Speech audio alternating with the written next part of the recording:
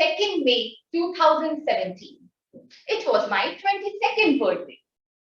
Back then, according to me, the definition of a perfect birthday was to not just celebrate the day, but to have the entire week full of jollification. On my 22nd birthday, I went on a trip to Himachal, solo trip, to just have fun. On a family vacation to Jaipur to spend more time and celebrate with my family. And I had a great time throwing party for my friends in a 5-star hotel. I also went to the NGO near to my home to distribute gifts for the underprivileged kids. I went with my driver uncle and we both with the basket of gifts went inside, handed over the gifts to the head in charge of NGO and asked her to distribute it among the kids. The kids were playing in the playground and I went towards them. I played with them for just 15-20 minutes, clicked pictures with them, and I went there. While I was on my way to another party to wrap up my birthday, I was scrolling through the pictures and I was very happy that my birthday week was great. I was on cloud 9.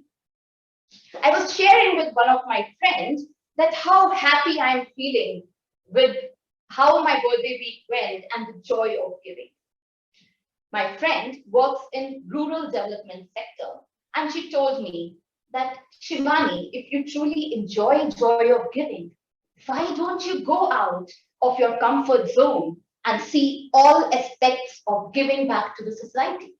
She advised me to go and live in a village for some time and see the reality of life. Her advice made home in my heart, and my heart was set on her advice. And I thought, why not? She is right. If I truly like giving back to society, I must step out of my comfort zone and go and spend time in village. But it took me one whole year to plan out that, because in the entire year, her advice was just here in my head and I didn't execute it. The next birthday was coming up and it was my 23rd birthday. Her advice was right there while I was planning my birthday. I thought, okay, this time there are no parties. This time I'm going and planning to visit a village. I went on a 10 days rural immersion journey to a village named Kharagpur in Kanpur in 2018. That's when I went to the village in Kanpur. I stepped to the village and I was flabbergasted to see that that village has no electricity at all. There was no internet in that village.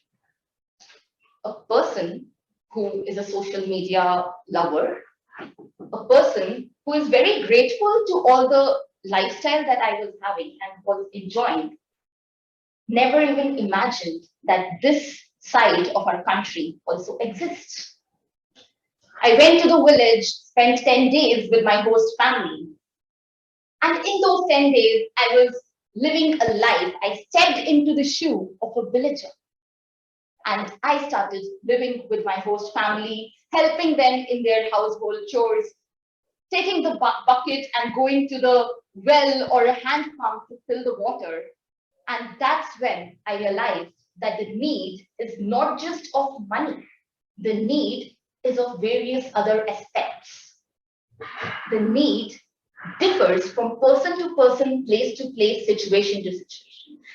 I spent my 10 days spreading awareness in that village on education, health facilities, environmental conditions, since I'm an environmentalist and an environment lover. I spent those 10 days living a whole different life. I was talking to all the villagers, as many as I could approach, and understand them truly, understand their needs truly. That's when I met a boy who was very intelligent and was very curious towards his studies and wanted to apply for a UPSC exam. But since it was a no internet zone, they were not having any technology, he was having issues even for applying. So the need of that boy was not of money. The need was just a helping hand just someone to be there to support him in applying. So after I went to city, I was in touch with him, and we together applied for him so that he can, fill the form and apply for his UPSC entrance exam. The need was this. Those 10 days in village told me and taught me the real meaning of giving back to society and opened my eyes. After those 10 days, my takeaway message was, there is a difference between help and service. When you help someone, there is an inequality. One up, one down relationship is built. When you do service, its equality remains. The equality remains. The mutual connection is built of friendship, love, and respect.